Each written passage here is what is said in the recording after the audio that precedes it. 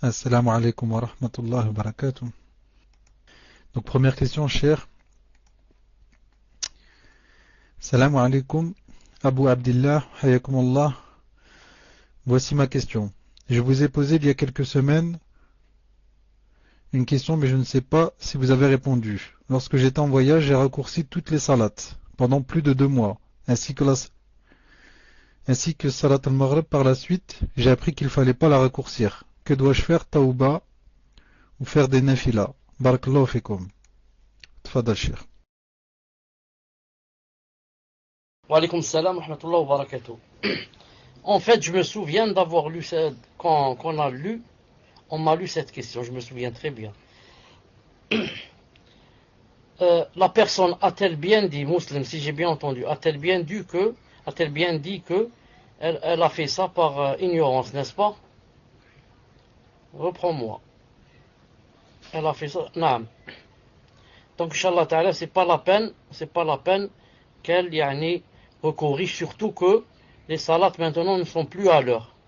Si c'était à l'heure, si ça parlait d'une salat et que le temps de la salat n'était pas encore sorti, on aurait dit refait. Comme a dit le prophète sallallahu alayhi wa sallam à la personne qui s'est trompée devant lui dans la salat. Il lui a dit refait.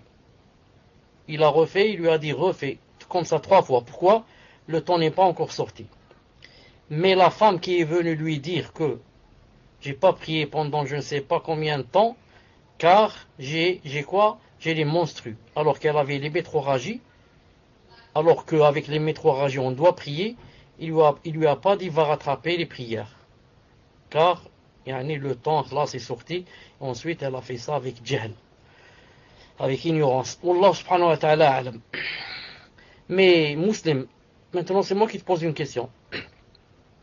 Pourquoi, c'est la deuxième fois que j'entends ça, pourquoi certaines personnes disent on vous a posé telle et telle question et on ne sait pas si vous avez répondu ou pas. Et on ne sait pas si vous avez répondu ou pas.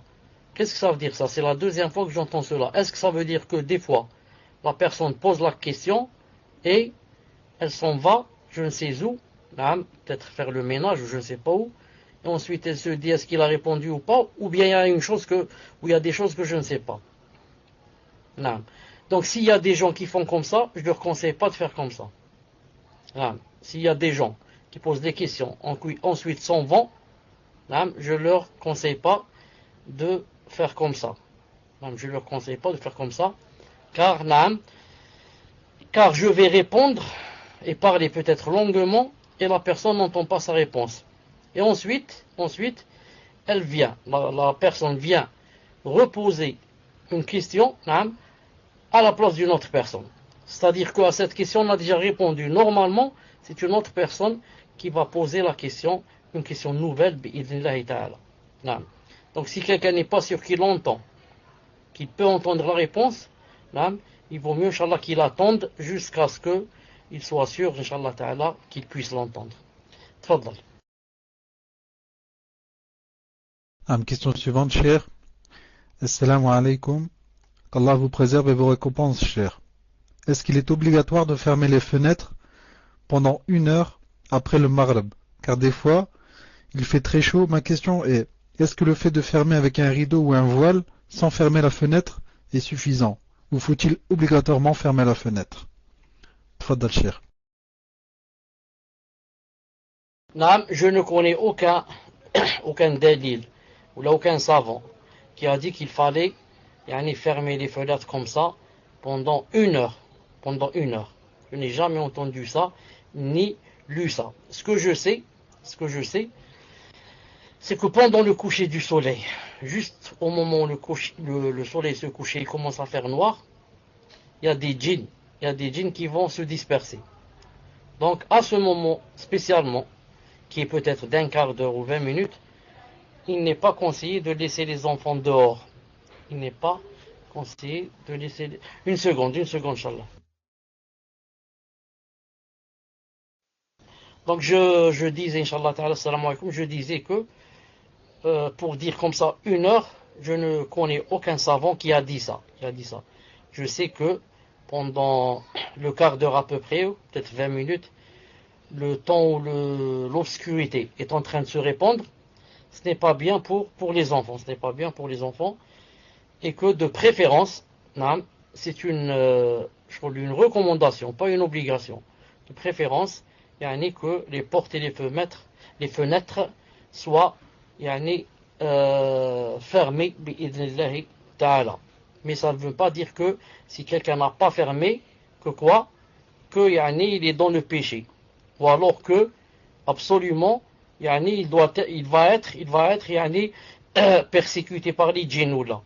Mais c'est une sorte de prévention. C'est une sorte de prévention. Et je pense qu'il doit y avoir des millions de musulmans qui font pas ça. Ou alors ils connaissent pas ça, ou alors ils connaissent et ils l'oublient. Ils oublient. Ils oublient et peut-être ça leur vient même pas à l'esprit. Donc c'est une chose, Inch'Allah Ta'ala, recommandée pour celui qui veut la faire, bi'idhnillahi Ta'ala. Tfadlal. Assalamu alaikum, cheikh. Est-ce qu'il y a du son? Alhamdulillah. Assalamu alaikum, cheikh. Hayyahakumullah. J'ai reçu un article sur ma boîte email concernant la hijra, dans lequel un frère explique, suite à une question qu'il a posée. Question d'un frère de France. On entend beaucoup de gens dire qu'il faut préparer la hijra, c'est-à-dire faire des formations, économiser, etc. Est-ce qu'il y a une preuve sur cela? Réponse de Cheikh Mohammed Ibn Hizam. Il n'y a pas de preuve sur cela. Être prêt, c'est d'avoir un billet d'avion fait. Fin de parole. Concernant la préparation de la hijra. Que le fait de préparer la hijra en mettant de l'argent de côté et de faire des formations pour les hommes dans le but de trouver un travail en terre d'islam. Ou bien de partir pour voir sur place ce que l'on peut projeter pour rester dans le pays. Tout ceci n'est pas correct, car on s'appuie sur des choses matérielles et non sur la confiance en Allah Azza wa Jal. Et que la hijra, c'est le fait de prendre son billet une fois arrivé là-bas. On fait confiance à Allah pour le reste. À vrai dire, je ne comprends plus rien, car je pensais qu'il fallait faire les causes et avoir le tawakkul en Allah Azza wa Jal. Et que le fait de préparer sa hijra était une cause. Pouvez-vous nous éclaircir, cher, car là je ne sais plus quoi faire. Dois-je acheter mon billet et partir sachant que je n'ai rien d'autre, ni de maison en terre d'islam, ni travail, ni formation, ni métier, ni économie. De plus, j'ai quelques dettes à régler. Barakallahu fik, cher. J'ajoute que le souhait de faire la hijra, Inch'Allah. Naam. Tu as dit dans la question, j'ai entendu, je ne sais pas qui a dit que ce n'était pas correct. Quelle est la personne que tu as citée? Quel est le savant ou son nom? Si c'est possible de l'écrire, Inch'Allah Ta'ala, car Hay Cheikh Mohammed ibn Hizam. C'est qui Mohammed ibn Hizam? Est-ce qu'il y a quelqu'un qui peut nous dire c'est qui Mohammed ibn Hizam? Le temps que quelqu'un nous réponde, on passe Inch'Allah Ta'ala à une autre question et on va revenir à celle-là. Le temps que tu reçoives des choses de ceux qui sont présents et présentes pour nous dire qui c'est Mohammed ibn Hizam. Tfadlal. Assalamu alaikum wa rahmatullahi wa barakatuh, Cheikh. Qu'Allah vous préserve et vous place parmi les salafs salih au paradis. Je suis une sœur et je travaille un peu de la maison, et avec l'argent que je vais amasser, j'aimerais savoir quel est le mieux payer une école islamique seulement le samedi pour mon fils de 6 ans, où il apprendra l'arabe, Inch'Allah, sur la religion, sur le minhaj sahih, ou les donner en sadaqa à des nécessiteux. J'aimerais savoir quel est le mieux pour moi, Cheikh. Mon mari a les moyens et il peut payer à cette école, à notre fils. Mais j'aimerais le faire pour que ça soit compté comme sadaqa. Alors, qu'en pensez-vous? Lequel des deux choix serait le mieux pour moi et rendra Allah le plus satisfait? et me rapportera le plus de récompenses. Barakallahu fikum, qu'Allah vous préserve de tout mal et nous garde sur la bonne voie qui est celle à laquelle on appelait à tous les prophètes. Wasbak Fawzi, est-ce que la personne avait dit que son mari pouvait yani, lui payer ça? Est-ce que tu as dit ça?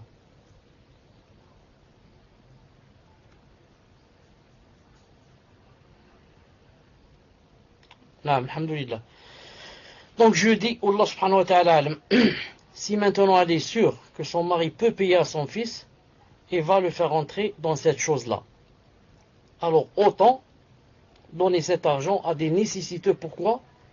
Pour faire deux choses à la fois. Son mari va faire à sa place, c'est-à-dire entrer son fils, et elle va être utile pour d'autres gens, Inch'Allah Ta'ala, qui sont dans le besoin. Toujours est-il que Allah subhanahu wa ta'ala lui donnera des récompenses de la niya, de l'intention que elle voulait que ce soit elle yani, qui mette son fils yani, à l'école. Car mettre son fils à l'école rapporte plus de récompenses que de donner une sadaqa ou de l'aumône à des étrangers. Car quand c'est dans la famille, ça double. Ensuite, ce qui est bien de payer à son fils, c'est qu'après, quand il va apprendre la science, quand on meurt, tout ce qu'il a appris comme science, on va partager avec lui, tout ce qu'il prend comme, lorsqu'il fait la da'wa, etc., tout ce qu'il prend comme hasanat, nous aussi on prend avec lui. C'est pour cela que je dis que, maintenant, si elle va laisser ça avec l'intention que, pourquoi? Pour être utile à d'autres. Sinon, elle met dans l'intention, ce serait elle qui aurait fait ça. C'est pour ça, pour terminer, je vais dire, ce serait encore mieux si elle se mettait d'accord avec son mari et lui disait, voilà mon intention, j'ai un peu d'argent, je veux que ce soit moi qui inscrive mon fils, etc. Mais je me suis dit, puisque toi tu peux, alors je vais les donner à des pauvres. Mais si tu voudrais qu'on fasse le contraire, et que moi, ce soit moi qui l'inscrive, et toi, Inch'Allah Ta'ala, tu donnes une part, je t'oblige pas, une part de ce que je devais donner à des pauvres, ce serait, Inch'Allah Ta'ala, la meilleure des choses. Wallahu subhanahu wa ta'ala a'lam. Fadal, mais dans tous les cas, Inch'Allah Ta'ala, elle a quoi? Elle a l'intention, bi'idnillahi ta'ala. Fadal. Salam alaikum, Cheikh. J'ai cru comprendre dans un dars passé que si on applique une sunna tout le temps, au point de ne pas vouloir la délaisser, on rentre dans la bid'a. Si une sœur depuis plusieurs années récite toujours Surat al-Kaf chaque vendredi, Surat al-Mulk chaque soir, elle n'a jamais loupé de réciter ces sourates. Et que si elle ne le fait pas, elle se sent mal. Est-ce une bid'a? Elle sent qu'elle régresse si elle loupe, ne serait-ce qu'une seule fois de réciter les sourates, lors des moments cités par la sunna. Elle dit pas que c'est obligatoire, mais elle veut jamais louper. Son cœur va mal sinon. Barakallahu fikum. Ce que fait cette sœur, Inch'Allah Ta'ala, et ce qu'elle ressent quand elle ne fait pas la sunna, Inch'Allah Ta'ala, c'est correct.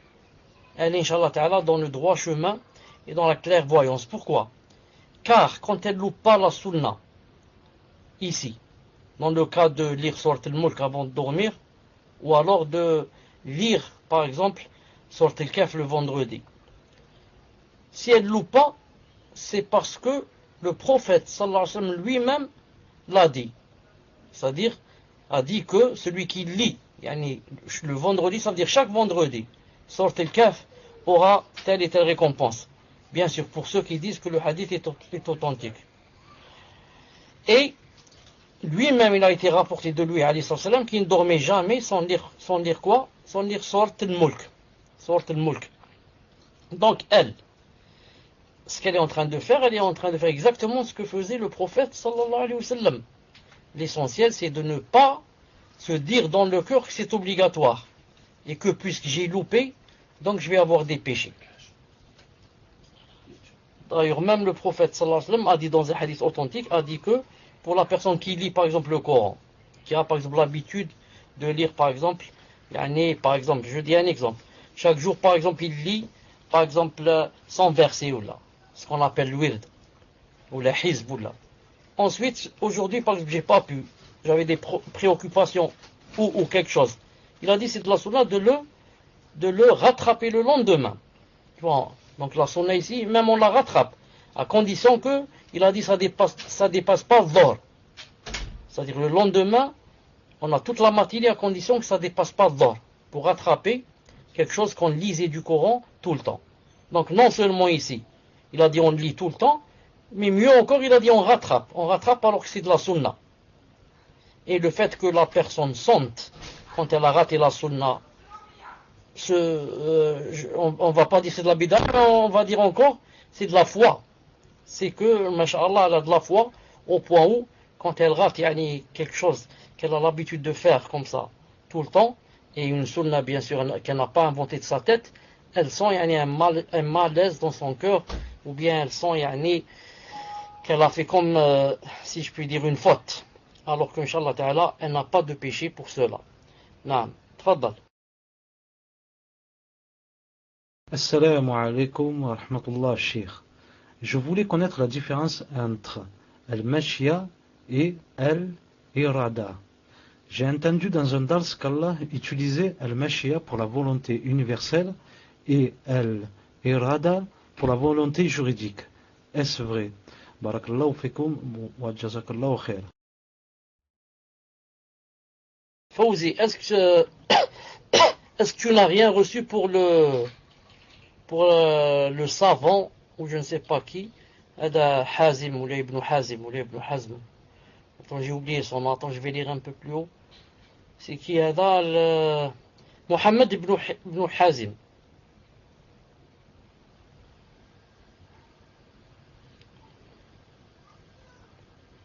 طيب.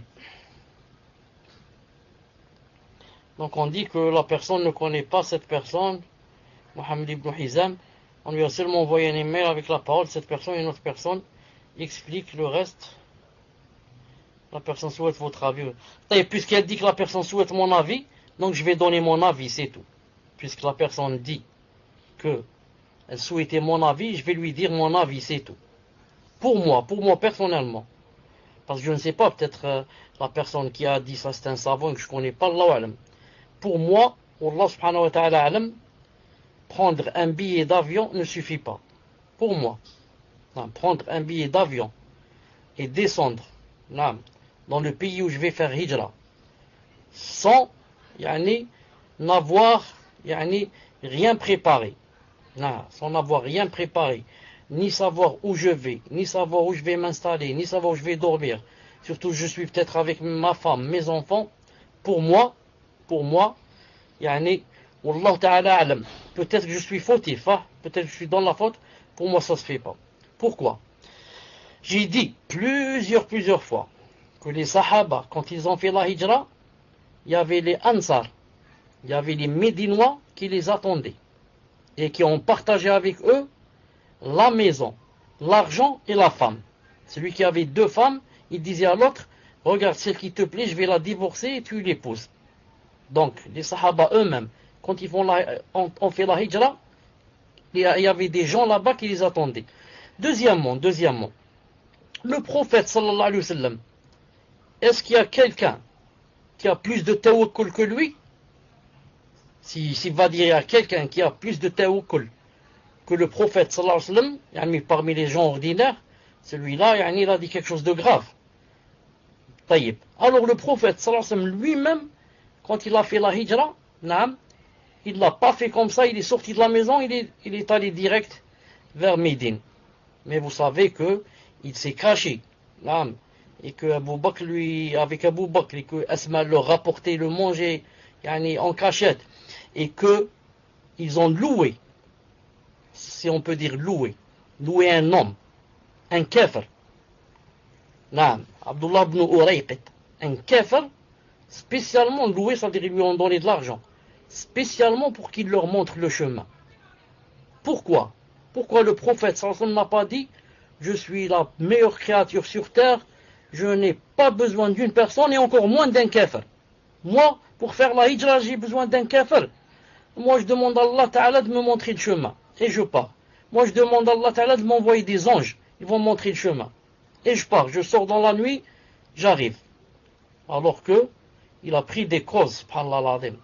Un kafir lui a dit tu nous montres le chemin, on te paye, on te donne de l'argent. Inch'Allah, c'est pour ça que j'ai dit louer. Non. Donc c'est pour cela que moi je ne suis pas d'accord avec cet avis, sauf si cet avis vient d'un savant, d'un grand savant. Dans ce cas, on écoute et on entend et on apprend d'eux. Mais si c'est quelqu'un qui n'est pas savant qui a dit ça, moi personnellement je ne suis pas convaincu par cet avis. Mais le prophète sallallahu alayhi wa sallam lui-même prenait des causes. Le prophète sallallahu alayhi wa sallam lui-même, il cachait la subsistance et la nourriture pour une année. Une année. Pourquoi? Car une fois par an, il avait, alayhi sallam, des palmiers dans une région qui s'appelle Khaybar. Il allait là-bas, il faisait la cueillette, ou bien on lui ramenait le ravitaillement d'une année. Pour le prophète sallam avait pour une année le ravitaillement caché. Et comme il était sallallahu alayhi wa sallam très généreux, il arrivait souvent de donner ce qu'il avait avant que l'année se termine. C'est pour ça qu'il restait des fois 2 mois, 3 mois sans manger à la maison. Quand on dit sans manger, c'est pas mourir de faim. C'est-à-dire sans allumer le feu. Juste en buvant un peu de lait, de petit lait et en mangeant un peu de pain. Non. Et le prophète sallallahu alayhi wa sallam lui-même, quand il est rentré à la Mecque pour la conquérir, il est rentré avec ce qu'on appelle un casque sur la tête. Pourquoi? De peur que quelqu'un le frappe à la tête avec une lance ou bien avec un caillou, ou bien il n'a pas dit tawakkaltu Allah, Allah Ta'ala va me sauver, je ne vais pas mourir. Il a mis un casque sur sa tête. Non. Et quand il s'est assis, il a mis Mughira ibn Shu'ba devant lui, debout, pour emmener les gens que quelqu'un s'approche de lui. Et il est rentré la Mecque avec les gardes-corps, à droite et à gauche qui l'entouraient. Sallallahu alayhi wa sallam. Et mille et une choses où il a pris des causes, sallallahu alayhi wa sallam. Taïb, on revient donc à la question de qui a dit. Ensuite, je vais dire une autre chose aussi très importante. Maintenant, les temps ont changé. La foi affaiblit dans la plupart des cœurs des musulmans. La plupart des musulmans, leur foi est faible maintenant. La plupart pensent seulement à quoi? Pensent au matériel. Comment s'enrichir, comment faire le commerce, comment devenir millionnaire et milliardaire. Donc maintenant, en faisant la hijra, je ne veux affaiblir personne. Peut-être quelqu'un va dire celui-là il m'a affaibli. Je ne veux affaiblir personne. Mais je veux te dire que si tu veux faire la hijra, tawakkal à Allah subhanahu wa ta'ala et prends des causes. Ne va pas avec l'idée, l'intention que c'est facile, là-bas les gens vont m'aider. Je te dis que maintenant la foi est très faible. Les musulmans, la plupart sont pauvres. Là, et que quelqu'un va t'aider une fois, 2 fois, ensuite il ne pourra plus. Comprenez? C'était pas comme autrefois, il partageait sa maison avec toi, partageait sa femme et c'est bien. Maintenant je te dis la foi est faible, il va t'aider une fois, 2 fois, ensuite te dit, tu vois bien que je peux pas. Si je pouvais, je t'avais aidé. Donc, pourquoi pas, pourquoi je vais m'avilir devant les gens et leur pleurer pour qu'ils m'aident, et ensuite je reviens chez moi. Ensuite je dis, c'est impossible, je dois revenir. J'ai été masha'Allah en France, je mangeais, je buvais, il ne manquait rien. C'est pour ça que beaucoup sont revenus. Mais là je veux dire, il ne faut pas aussi exagérer, se préparer pendant des années, sinon ça ne va jamais finir. Ensuite on ne sait pas, peut-être d'ici demain on va mourir. Donc il faut, Inch'Allah Ta'ala, être au milieu, bi'idhna ta'ala. Taïb. Donc je reviens à l'autre question qui avait dit que Allah Ta'ala employait le Mashi'a dans le Coran pour la volonté universelle et l'irada pour la volonté juridique. Je dis, je ne suis pas d'accord avec cet avis. La première moitié de la question est vraie. Allah Ta'ala, quand il dit, il emploie le verbe sha'a, yasha'u, c'est-à-dire le Mashi'a, naam, c'est toujours et tout le temps pour la volonté universelle.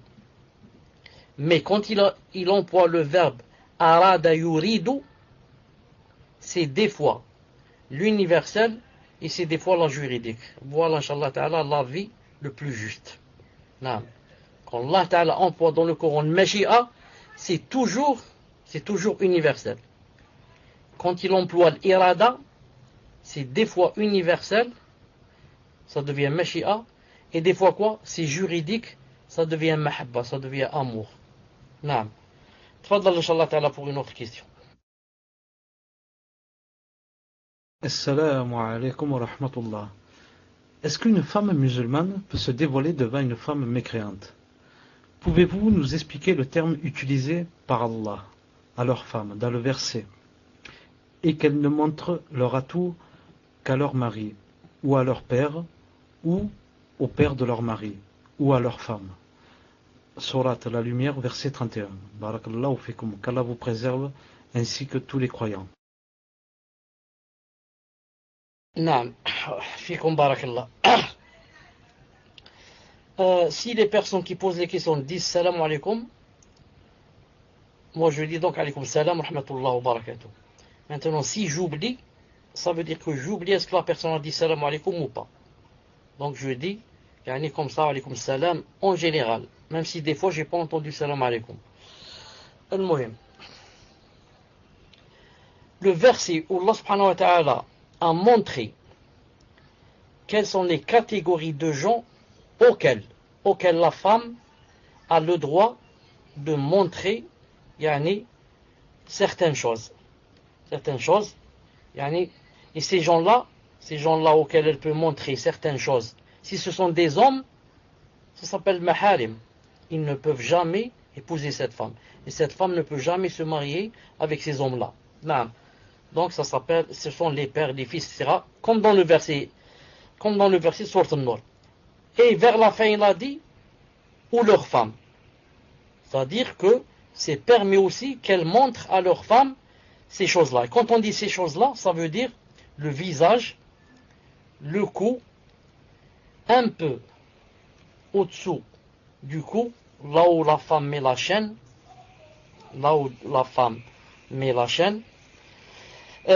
les deux mains, là, jusqu'à la moitié du coude, car là-bas aussi, elles mettaient, des femmes mettaient des bracelets, ou je ne sais pas comment ça s'appelle, là, et qu'est-ce qu'il reste? Les cheveux, bien sûr, les cheveux, là, donc peut-être j'ai oublié les cheveux, et si j'oublie quelque chose, reprenez-moi. Et elle montre ses pieds, là, disons jusqu'aux moitiés du tibia. Parce que là-bas aussi, les femmes, autrefois, elles mettaient quoi?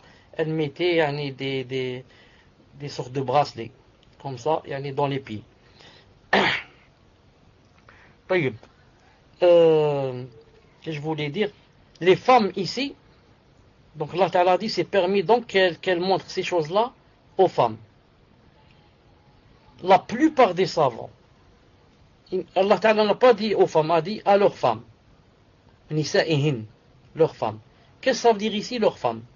La plupart des savants ont dit leurs femmes, veut dire ici les femmes musulmanes. Donc, il est interdit, d'après la plupart des savants, qu'une musulmane se découvre, et montre ce que je viens de citer maintenant, devant qui? Devant une femme kafira. La plupart des savants ont dit ça, c'est leur avis. Cheikh Ibn Uthaymin, rahimahullah, et sûrement d'autres savants, qui je ne connais pas maintenant le nom, leur nom ne me vient pas maintenant à l'esprit, mais Cheikh Ibn Uthaymin, je vous confirme qu'il a dit ça. D'ailleurs, vous pouvez lire ça dans son livre Sharh al-Mumti'. Qu'est-ce qu'il a dit? Il a dit leur femme ici, il a dit ce n'est pas comme on dit la plupart des savants, qui ont dit leur femme les musulmanes. Mais il a dit, ça veut dire tout simplement les femmes. Ça veut dire, yani, les femmes. Donc il a dit dans les femmes ici, ça rentre la kafira. Donc la kafira d'après lui, c'est possible qu'une musulmane lui montre son visage, ses mains, il y a un peu de sa poitrine, comme j'ai dit, ça descend un peu, et bon, la poitrine, non, disons le buste, un peu du buste, et ses pieds. Et ses pieds un peu plus haut que les cheveux. Et les cheveux aussi. Il a dit, c'est possible qu'une musulmane montre à une kafira cela. Il a dit, parce que quand les savants ont dit, leurs familles ici, ce sont les musulmanes, il a dit, il n'y a aucune preuve. Il a dit, il n'y a aucune preuve. Même, je dis entre parenthèses, si c'est l'avis de la plupart des savants. Ensuite, Cheikh Ibn Uthaymin, ce qui m'a plu, c'est qu'il a donné un autre délit de raison. C'est quoi le délit de raison? Il a dit, les autres, c'est-à-dire les savants qui ont dit que c'était interdit, qu'elle montrait ses atouts, ou là, comment ça s'appelle, à une kafira, il a dit pourquoi? Il a dit car la kafira, quand elle va voir la musulmane, elle va la décrire. Elle va la décrire à son mari, elle va la décrire à son frère, elle va... Cheikh Ibn Uthaymin a dit, et pourtant, il y a des musulmanes qui décrivent. Il a dit, il n'y a rien à voir ici entre kafira et musulmane. Il a dit, elle peut montrer à une musulmane, et la musulmane est perverse, elle peut quoi? Elle peut décrire. Elle décrit à son mari, voilà comment qu'elle est, voilà la couleur de sa peau, voilà ceci, voilà cela. Et même je dis, il est possible qu'une kafira ne décrive pas. Il est possible qu'une kafira ne décrive pas et qu'une musulmane qui est perverse décrive. Il y a des musulmanes, des perverses, il y en a des millions. Comme les hommes, les pervers, les musulmans. Il y en a des millions. Vous comprenez? Donc, Cheikh Ibn Uthaymin, voici donc sa position dans le verset et voici ses dalils bi'idhnillahi ta'ala. Tfaddal. Assalamu alaikum wa rahmatullah wa barakatuh. Qu'Allah Ta'ala vous préserve. Voilà, Cheikh, j'ai une question importante concernant la présence d'alcool dans la plupart des produits cosmétiques. Crème, pommade, shampoing, soins, médicaments, etc.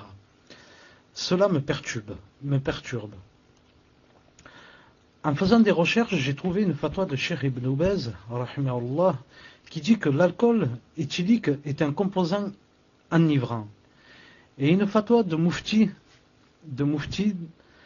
Taqi Ousmani et de Mohammed ibn Hadam Kawtari, les connaissez-vous, Cheikh, qui dit que l'alcool cétylique est pur. Mais je me suis aperçu qu'il y avait plusieurs types d'alcool dans les produits que j'utilise. Alcool cétéaryl, isopropyl, benzyle, etc. Et il n'est jamais indiqué quelle est la quantité d'alcool qui s'y trouve. De plus, je ne sais pas si ces types d'alcool que je viens de citer sont. Ma question est, qu'est-ce que je dois faire de ces produits? Est-ce que je peux continuer à les utiliser car il y a certains produits comme une pommade qui me soulage de mes douleurs au dos, ou bien je dois m'en abstenir pour éviter de tomber dans le haram. Barakallahu fikum. Wa alaykum salam wa rahmatullahi wa barakatuh. Est-ce que tu peux m'écrire les noms que tu as cités? Tu as cité 2 noms, mais vu la prononciation qui n'est pas en arabe, donc je ne sais pas exactement de qui tu parles. Une fatwa du Mufti Taqi Ousmani et de Mohammed ibn Adam Kawthar. Pour dire la vérité, je ne connais pas ces 2 personnes. Peut-être ce sont des savants, peut-être, Allahu alam, mais je ne connais pas ces 2 personnes-là. Al-Muhim. Je dis, Inch'Allah Ta'ala, quand il y a l'alcool, Cheikh Al-Albani a dit, par exemple, dans les parfums, etc., il a dit, si ça dépasse 50%, on n'emploie pas. Il a dit si c'est moins de 40%, on peut employer. C'est la fatwa de Cheikh Al-Albani rahimahullah. Et Cheikh Al-Albani dit en général, que ce soit de l'alcool ou la gélatine, en général, il dit, si on met quelque chose dans une autre chose, et que cette chose-là qu'on a mise, qui à la base est haram, après qu'on l'ait mise, on n'a senti ni son odeur, ni son goût, ni sa couleur, il a dit la chose devient halal. Il a dit que c'est halal, ce n'est plus haram. Pourquoi? La chose haram a été noyée ici. Khlas, elle n'existe plus. On l'a mise, ça. Mais où est son odeur? Où est sa couleur? Où est son goût? Il n'y a pas. Aussi, il dit par exemple, il donne un exemple qui est aussi, masha'Allah. Par exemple, je ne sais pas. Si on prenait par exemple, je ne sais pas qu'est-ce qu'on va prendre par exemple, des excréments. Ça, c'est de la souillure. Avant cela, regardez, on va prendre, yani de l'alcool. On va prendre le vin rouge que tout le monde connaît. Subhanallah.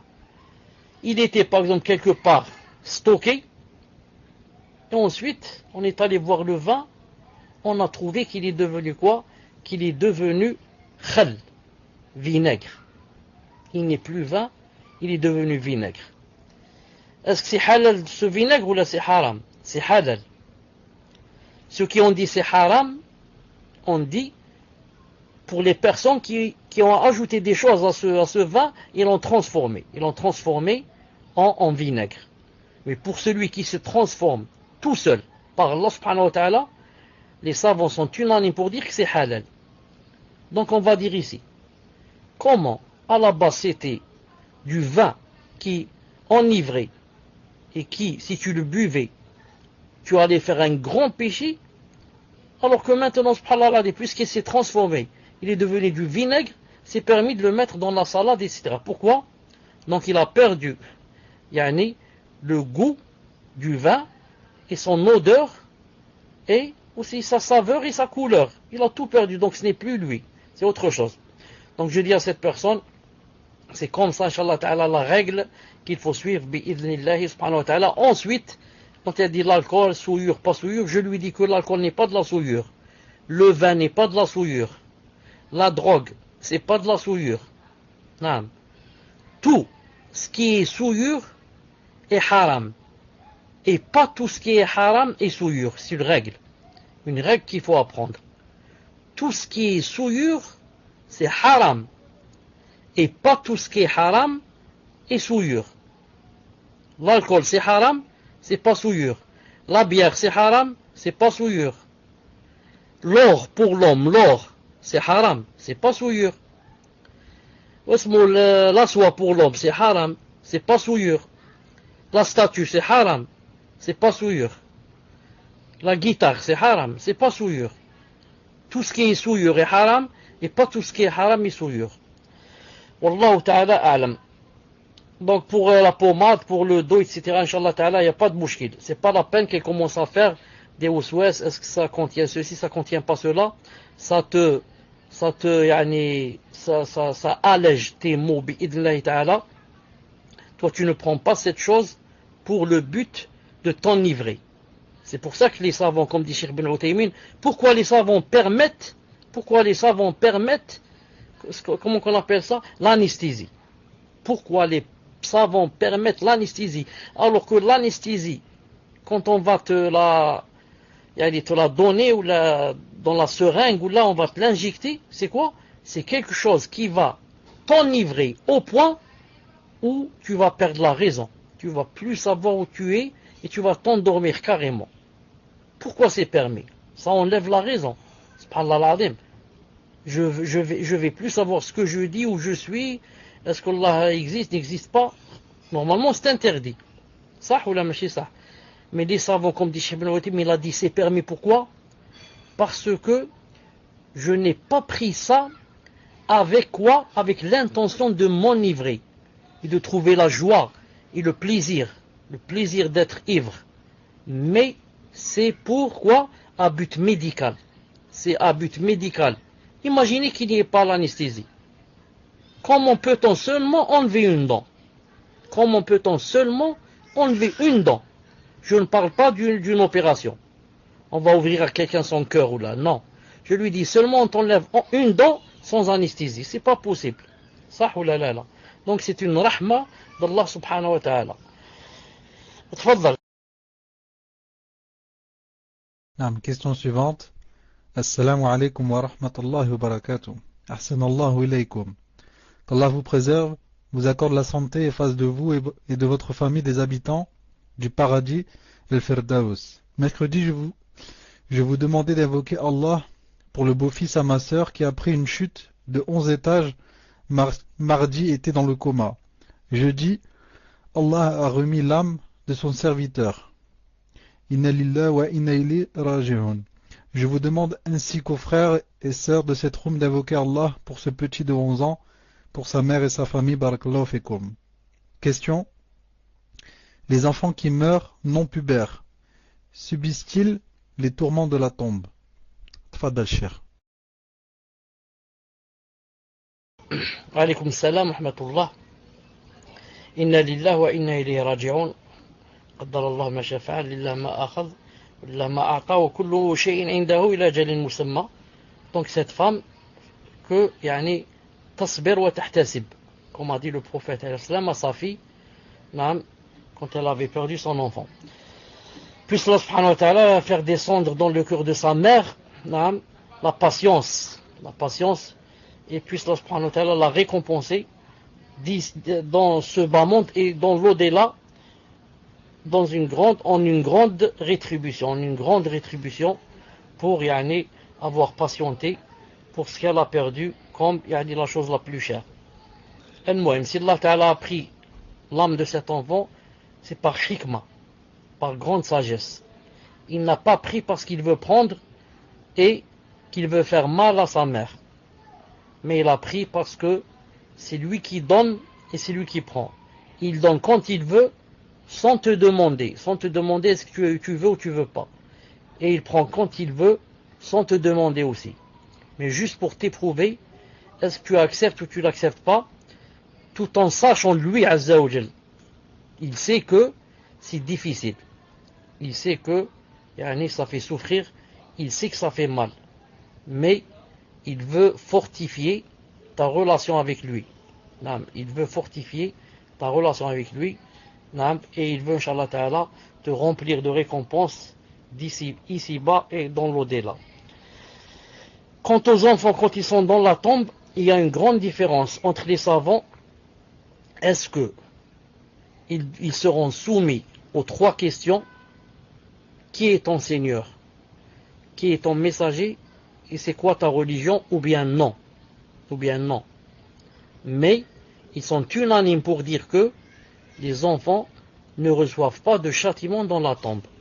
Pas de châtiment. Ils n'ont rien fait. Un enfant qui n'est pas pubère, s'il insulte Allah subhanahu wa ta'ala, c'est pas un péché pour lui. La plume a été levée sur 3. Entre autres, l'enfant jusqu'à ce qu'il devienne pubère. Si un enfant insulte Allah ta'ala, c'est le plus grand péché, ça. Malgré cela, il n'a pas de péché. Et peut-être son père ou sa mère auront des péchés s'ils savent qu'il insulte et lui disent rien. Mais lui, il n'en a pas. Donc, pour le châtiment sur les péchés, il n'y a pas dans la tombe pour les enfants. Mais pour les 3 questions, Allah Ta'ala alam, il y a quoi? Il y a une divergence entre les savants. Et même, disons que les enfants vont être questionnés dans la tombe. S'il va être questionné, il va être aidé bi'idhnillahi ta'ala pour qu'il réponde. Pourquoi? Car il n'a fait aucun péché. Bi'idhnillahi ta'ala. Naam. Donc, on rassure la mère, Inch'Allah ta'ala, que quand quelqu'un meurt avant la puberté, qu'Inch'Allah ta'ala, c'est le paradis bi'idhnillahi ta'ala qui l'attend. Même si c'est un enfant de kuffar. Comme a dit le prophète sallallahu alayhi wa sallam, il a dit Awladul mushrikina fil jannah. Il a dit les enfants des mushrikin, des polythéistes, bien des associateurs, il a dit ils seront au paradis. Et dans un autre hadith, il a dit ils seront qui? Il a dit ils seront les domestiques des gens du paradis. En parlant des enfants des kuffar. Tfaddal. Question suivante. Salam alaikum, cher. Une mère arabe a offert une main de Fatma pour l'enfant de sa fille. Cette maman sait que la main de Fatma ne protège pas et n'a aucun pouvoir. Mais c'est sa fille qui lui a demandé de l'acheter pour son enfant. Donc quel est le jugement pour la personne qui a offert cette main de Fatma, sachant que cette personne sait que c'est juste un pendentif, mais le fait qu'elle l'a acheté quand même pour le bébé de sa fille, cela rentre-t-il dans le shirk, sachant que peut-être que la mère du bébé croit que cela protège. Tfadal Cheikh. Afoun Muslim, si tu as bien compris la question, résume-la moi, j'ai pas bien compris. Si tu as bien compris la question, résume-la. Si tu n'es pas sûr d'avoir bien compris, relis-la, Inch'Allah Ta'ala. Non, en fait, cher, c'est une grand-mère qui a acheté une main de Fatma pour sa petite fille, car sa fille a demandé de l'acheter.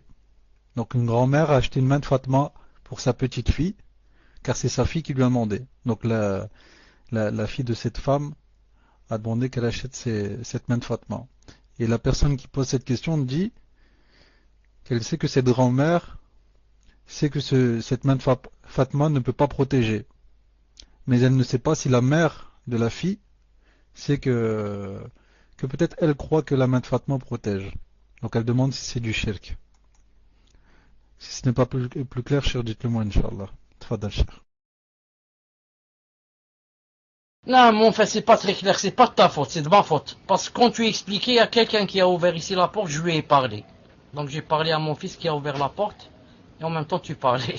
Femme, t'attadir. Si c'est possible, yani, de reposer la question, Inch'Allah Ta'ala. Non. Tfadal. Sinon, cher, je prends un exemple, Inch'Allah. Pour simplifier, prenons l'exemple de Oumou Bergine. On prend l'exemple de Oumou Bergine. Votre fille, cher, a demandé à votre épouse d'acheter une main de Fatma pour votre petite fille. C'est-à-dire pour la fille de votre fille. Oumou Bergine sait que la main de Fatma ne protège pas. Et qu'elle n'a aucun pouvoir. Mais comme votre fille a demandé de l'acheter, elle l'a acheté pour faire plaisir à sa fille. Sachant que la personne dit, on ne sait pas si la fille sait que la main de Fatma n'a aucun pouvoir. C'est-à-dire qu'elle, peut-être, elle croit qu'elle peut protéger. C'est-à-dire votre fille, elle, peut-être, croit que la main de Fatma protège. Mais Aubergine, elle sait qu'elle ne protège pas. Donc elle demande si ça rentre dans le shirk, dans le péché. Inch'Allah, c'est clair, cher. Tfadal.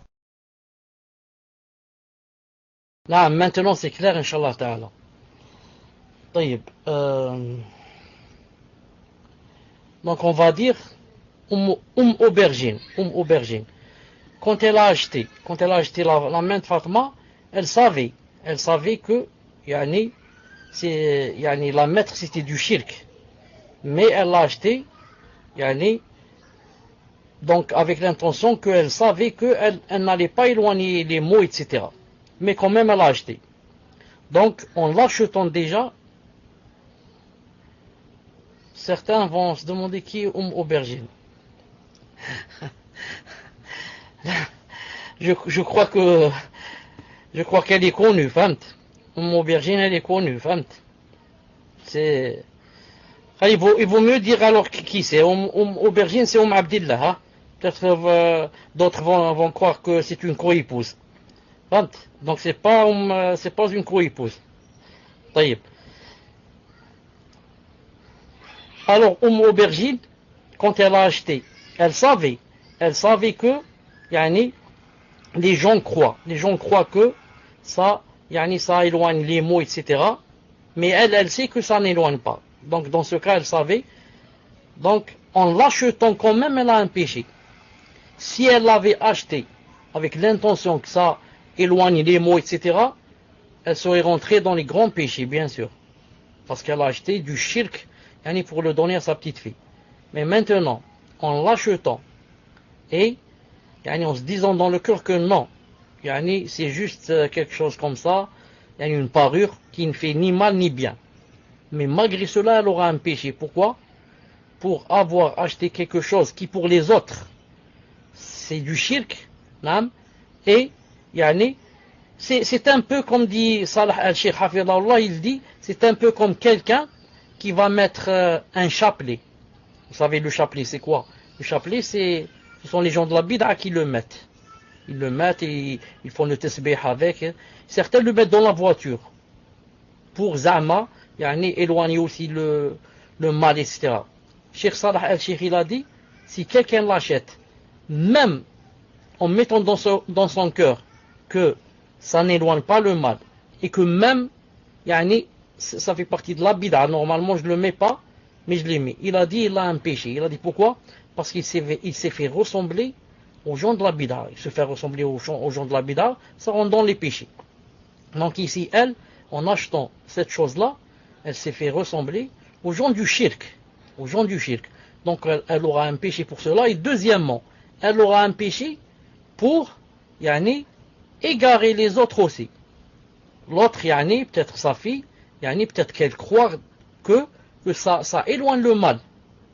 Elle dit que ma mère si elle a acheté, donc c'est sûrement que ma mère aussi doit attester qu'elle éloigne le mal. C'est pour ça qu'elle a acheté pour ma fille, Et troisièmement, pour sa fille aussi, c'est pas bien. Elle va grandir avec et elle va croire que ça éloigne le mal et ça va être donc de grand-mère à mère à fille et comme ça.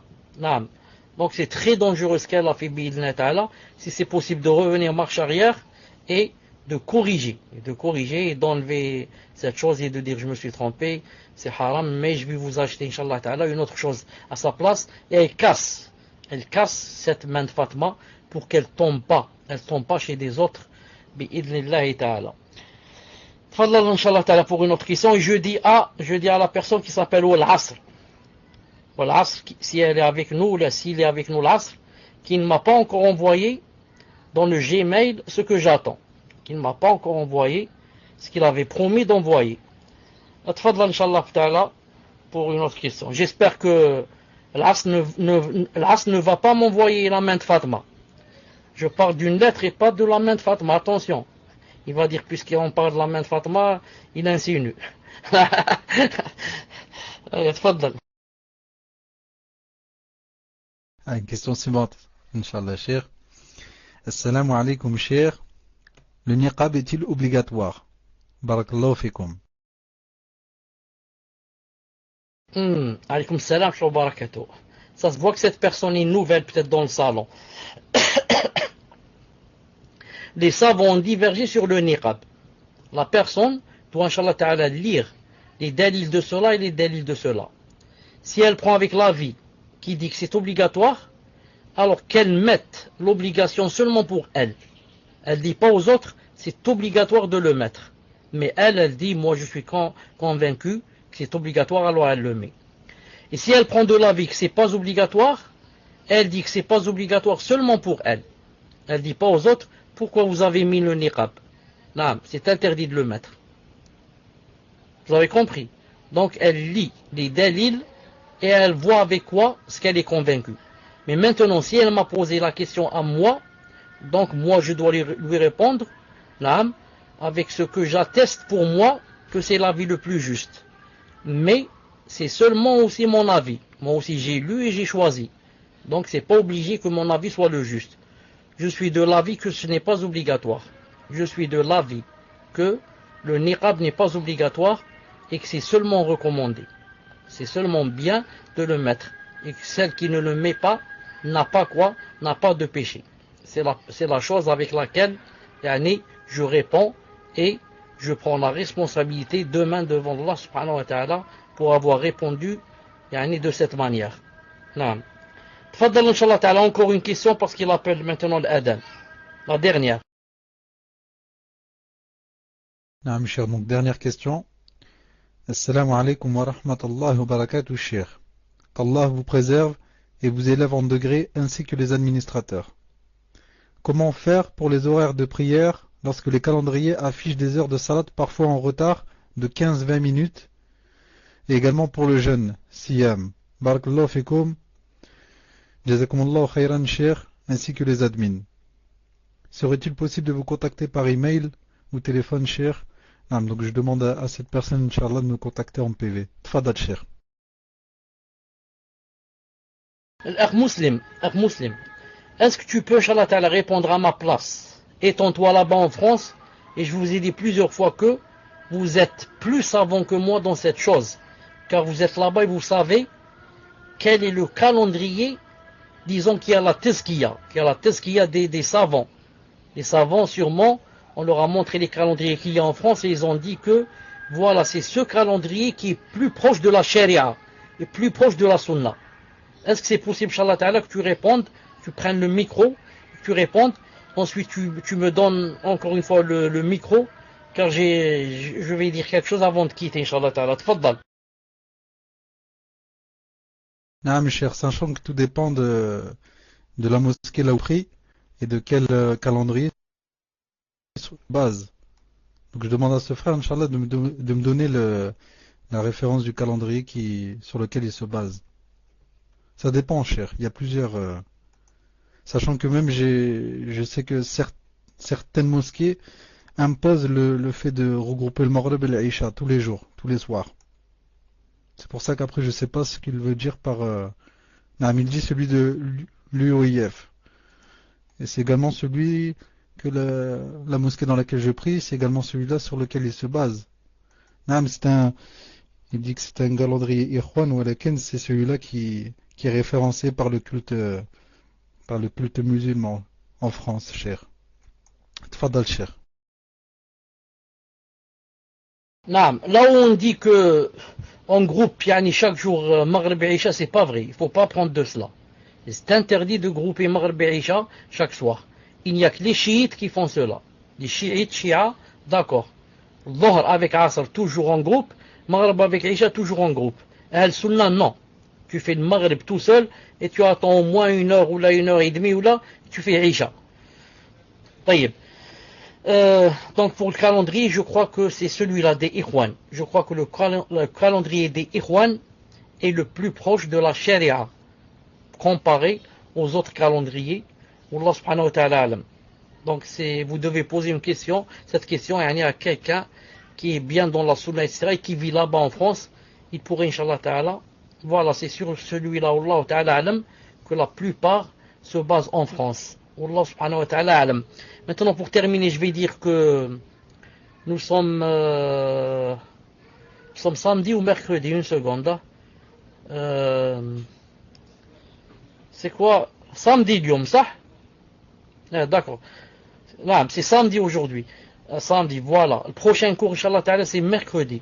Donc, je vous rappelle, Inch'Allah ta'ala, dès maintenant, que mercredi, Inch'Allah ta'ala, je suis invité dans une aqiqa. Et la aqiqa, c'est loin, chez moi, à peu près 40 km.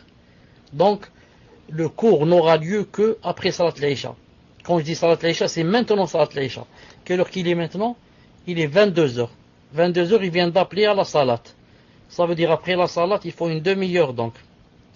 Une demi-heure pour la Salat, donc, Inch'Allah ta'ala, c'est vers 22h30 chez moi. 23h30 chez vous, qu'Inch'Allah ta'ala, on va se rencontrer le mercredi pour ceux qui peuvent. Pour ceux qui peuvent pas, et c'est tard, qaddarallahu ma shafa'al. Donc d'ici mercredi, Inch'Allah ta'ala, on va faire seulement question-réponse. On va faire seulement question-réponse, car il sera tard, Inch'Allah ta'ala. Ou alors si je fais le cours, il n'y aura pas de questions. Mais peut-être question-réponse, ce serait mieux, Wallahu ta'ala a'lam. سبحانك اللهم وبحمدك أشهد أن لا إله إلا أنت استغفرك وأتوب إليك. À mercredi, Inch'Allah ta'ala. Assalamu alaikum wa rahmatullahi wa barakatuh.